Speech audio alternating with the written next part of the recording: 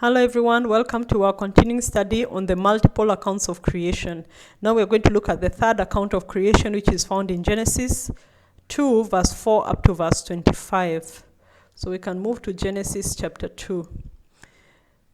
And the first part of Genesis chapter 2, is speaking about now the seventh day, when the Lord finished the creation in day 1, and then the resting in the seventh day. Then now from verse 4, we now start talking about the third account of creation. So let's first start with verse 4. It says, these are the generations of the heavens and of the earth when they were created, in the day that the Lord God made the earth and the heavens. So first of all, let's look at this: generations of the heaven and the earth, of the heavens and the earth. Yeah. So when you're talking of generations, when I say as myself, as Betty, these are my generations, what am I talking about? I'm talking about my family. Yeah, this is my generations. It's like when you're speaking about descent, about your families. So we can actually look at this from the King James, I don't know whether they call it King James Plus or what they call it, but the reference here, it's talking about descent, family, history.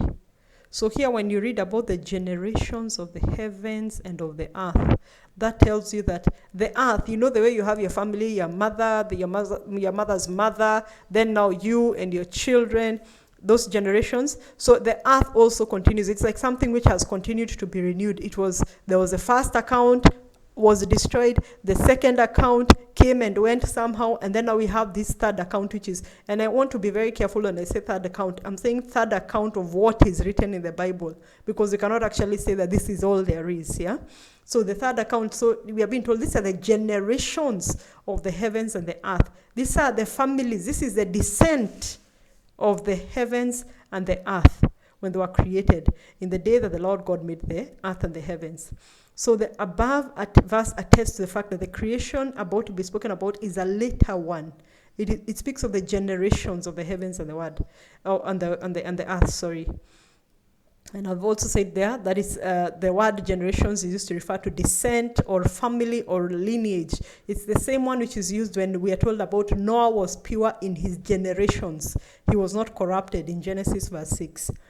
So it also speaks of a day when the Lord made the heavens and the earth. Remember in the one we have just looked at in the second account, we had 6 days of creation, and the seventh day was the day of rest. So here we are being told in the day that the Lord God made the earth and the heavens. So anyway, let's go to chapter 2, verse 5. Let's move to the easier one to read. And it says, and every plant of the field before it was in the earth, and every herb of the field before it grew, for the Lord God had not caused it to rain upon the earth, and there was not a man to till the ground. So, there was not a man to till the ground. Why would you say there was not a man if men had never been created? It is because men were there and they were no longer there. So we have been told in this creation we learned that the earth was completely bare, without a plant or a herb. The reason we are told this is because the Lord had not caused it to rain on the earth, and there was not a man to till the ground. It's as though, why would you want to reference men when you're talking of there are no plants on the earth? And then you say the reason is because 1, God has not caused it to rain, and 2, there's not a man to till the ground. It's because there were men before. That's why we are saying this. That's why these words are put here. There were men before, but they were no longer there. Yeah? We know that in the second account of the creation, the Lord God caused the earth to bring forth plants and herbs and trees. So why is man mentioned here? Because, I mean, in that second account, he wasn't involved in the bringing about of plants or plant life on the earth. So the reason is that God entrusted the earth to the men. He started them off in a perfect place, and then they were to take over and rule the earth. But now there are no men to cultivate it, and it lies bare. This is actually a sad statement if you think about it, because it shows that men were there, but something had happened, and they were no longer on the earth. So the second creation has been destroyed, though not by a flood as the early one had, because here we are told that the earth was just bare. Verse 6 says, but there went up a mist from the earth and watered the whole face of the ground. So the destruction of the second creation doesn't seem to have been as devastating on the earth as the first destruction had been. So the earth is still intact, though the people and the plants didn't survive. The earth is being watered from below. And then verse 7, now we can read from verse 7 onwards.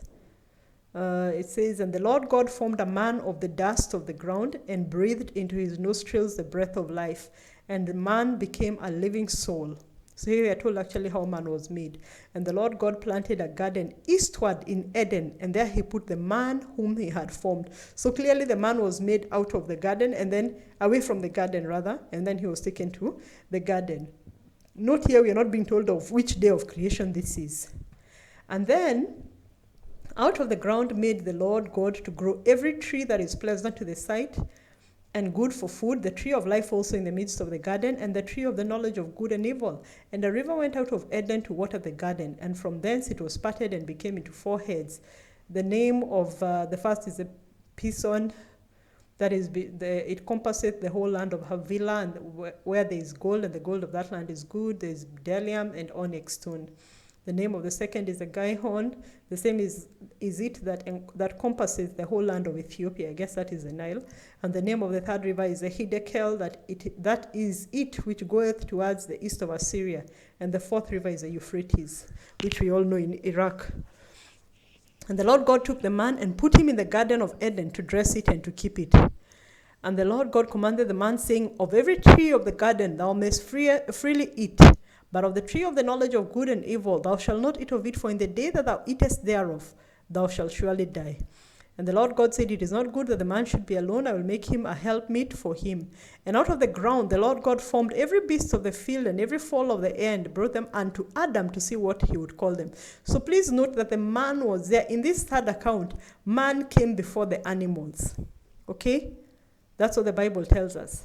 That God saw that it was not good for the man to be alone. I will make for him a helpmeet for him. And then out of the ground the Lord God formed every beast of the field and every fowl of the air, and brought them unto Adam to see what he would call them. Okay? They came after Adam. So Adam gave name to all the cattle and to the fowl of the air and to every beast. But for Adam there was not found a helpmeet. So the Lord again goes to create someone for him. And he calls him to go into a deep sleep. And then, of course, now Eve was made and she was brought to man. So there are several things that we need to note from this account of creation, yeah? I just want to see where I put those notes. Point 1, yeah? The first thing that I wanted us to note is that the previous creation was done in 6 days, with specific things created each day. This third creation, however, seems to have been done in a day. Genesis 2:4 says, In the day that the Lord made the earth and the heavens. We also know that there were no specific days listed here for specific things to be created. So this one didn't follow that order that was there in the second account. The second point, only the Garden of Eden had plants. We're told that the whole earth was bare, and a mist went up from the ground. Contrast this with the previous creation, where the entire earth was covered with plant life. When you go to day 3 of the second account of creation, yeah, you'll find that the whole earth was covered with plant life. And even when they were given instructions on food, they were told to eat the things that were actually on the face of all the earth. But this one, only the Garden of Eden had plants. Point 3, the garden that was in the east in Eden was planted by the Lord. Man was formed or molded by the Lord, and so are the animals, and so was Eve. So unlike in the second account where God said, let there be, and things became, in this account of creation, we see the Lord actually getting his hands in and planting the garden, making the man and all that. Then the fourth point, at the beginning of this creation, the earth was completely bare and mist went out of the ground. The devastation of the first creation was really severe, but the second creation doesn't seem to have been as severe, because we see the Lord now begin to create. Now he first plants a garden, puts man there, but we don't really see anything happening to the earth that would maybe repair some of the damage that had been done. And then the fifth point, in the second account of creation, the people were given no restrictions on food. The Lord simply showed them what was for men to eat and what was for animals. In this account of creation, however, they are told specifically, don't eat from the tree of the knowledge of good and evil, lest you die. Okay? So I don't know whether I'll be able to complete this, but let me just do another video